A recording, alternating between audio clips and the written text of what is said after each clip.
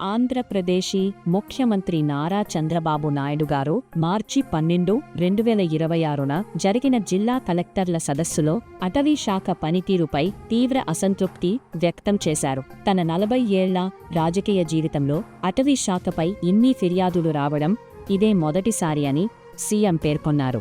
Police శాఖలాగే అటవీ శాఖ కూడా ప్రజలకు స్నేహపూర్వకంగా పీపుల్ ఫ్రెండ్లీ మారాలని, కేవలం నిబంధనల పేరుతో అభివృద్ధిని అడ్డుకోకూడదని ఆదేశించారు. గిరిజన ప్రాంతాల్లో రోడ్లు, ఇళ్లు, బోర్వెల్ వంటి కనీస సౌకర్యాల కల్పనకు అటవీ అధికారులు ఆటంకం కలిగిస్తున్నారని ఆగ్రహం వ్యక్తం చేశారు. శ్రీశైలం నడక మార్గంలో భక్తులను అడ్డుకోవడం వల్ల తొక్కిసలాట వంటి పరిస్థితులు తలెత్తాయని, ఇలాంటి మొండి వైఖరి సరికాదని హెచ్చరించారు.